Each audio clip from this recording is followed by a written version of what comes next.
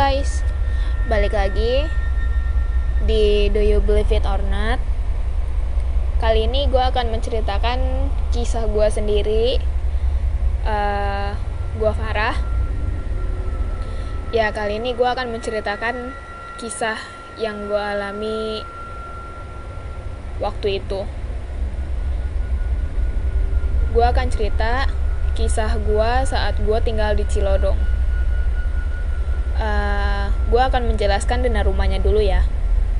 Jadi rumah gue itu ada di dalam lingkungan sekolah TK Islam, dan di dalam lingkungan itu ada masjid, dan di depannya TK.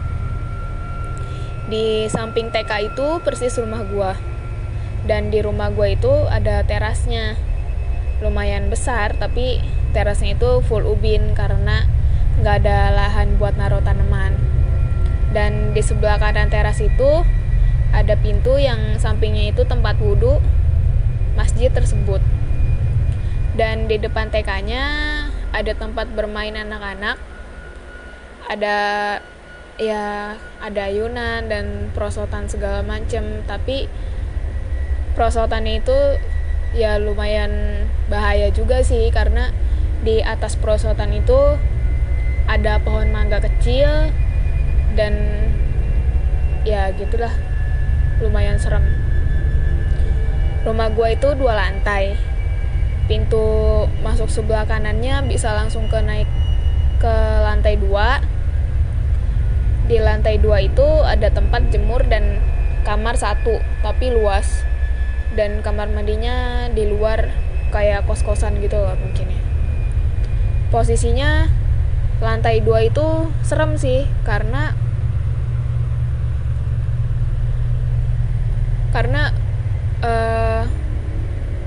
temboknya itu nggak ada. Jadi di lantai 2 itu bisa langsung ngelihat rumah-rumah kayak gitu. Paling cuman ditutupin pagar, cuman yang nggak ada tutupannya sama sekali gitu. Di lingkungan rumah gue juga termasuk banyak kuburan sih. Kuburannya tua, terus kayak kuburan-kuburan yang ada di Jawa gitu, gede sama panjang. Yang pasti banyak pohon bambu sih. Oke, langsung ke cerita aja. Waktu gue tinggal di sana, gue itu masih kelas 6 SD dan udah mau lulus sebenarnya. Sekolah gue itu jauh, ada di Cimanggis. Jadi kalau naik kendaraan umum ya diantar bisa 20 menitan sampai 30 menit sih kalau macet. Gue selalu berangkat pagi, dan setiap pulang sekolah gue naik angkot dan ojek. Singkat cerita, waktu itu gue pulang sore karena gue ada les, jadi pulang sekolah jam 2. Setiap pulang sekolah gue selalu ke rumah mbah gue dulu buat nelpon, nanya bisa dijemput apa enggak. Waktu itu gak ada jawaban sampai jam 4. Dan akhirnya gue memutuskan untuk pulang daripada makin malam dan gue nginep. Gue males aja gitu, karena kan gue gak bawa baju.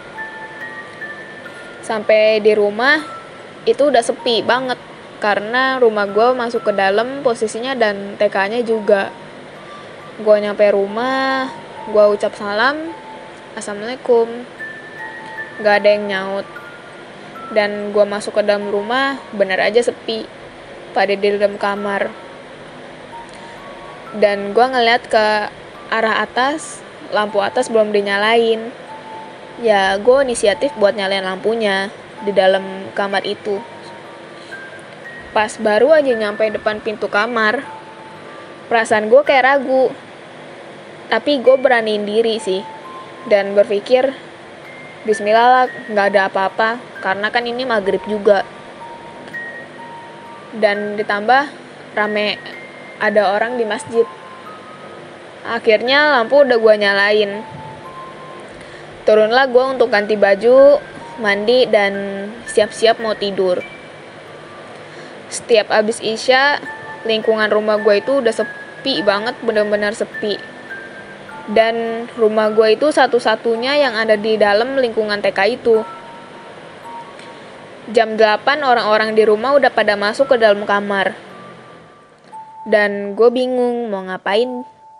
Jadi gue biasanya nonton TV, karena dulu punya HP juga gak sepenting sekarang. Paling dipakai cuman buat nelpon atau SMS. Jam udah nunjukin jam 10. Gue belum bisa tidur juga waktu itu.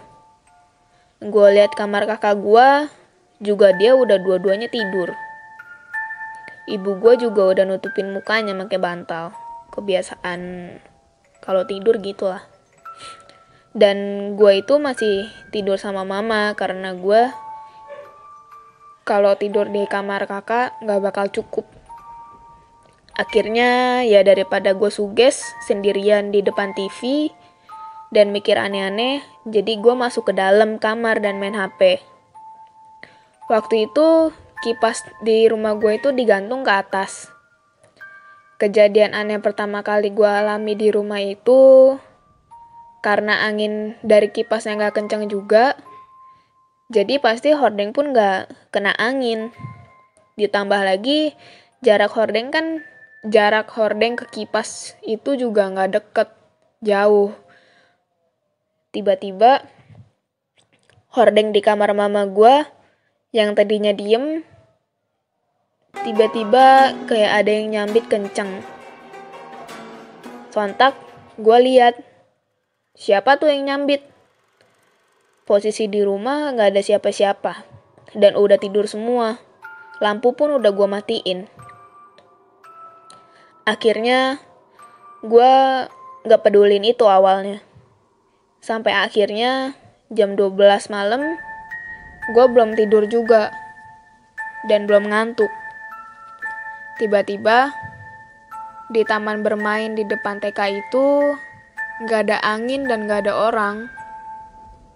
Ayunan di situ ada yang mainin. Dan di dalam kelas TK-nya juga berisik. Kayak ada anak-anak belajar ya pada umumnya orang-orang sekolah. Dan gue pun ngecek lewat jendela, gak ada siapa-siapa. Makin gue liatin, ayunannya makin gerak cepet. Dan mainan yang bisa diputer, yang bisa muter-muter, diputer sendiri itu juga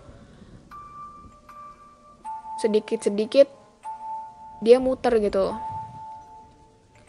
Gue kaget, ya, dan gue juga takut. Akhirnya gue maksain buat tidur. Ya, alhamdulillahnya sih gue tidur. Jam 4 gue kebangun karena kebelet pipis. Dan gue udah bangun, tiba-tiba aja gue ngedenger lagi suara orang nyapu di depan TK. Pas gue cek, gak ada orang lagi. Entah siapa yang mau gangguin, tapi intinya di situ gue coba buat berani dan gue udah gak mau pedulin lagi. Apa yang gue mau itu gue cuman mau tidur, dan gue bangun tidur itu udah pagi. Kejadian horor gue belum selesai di situ aja.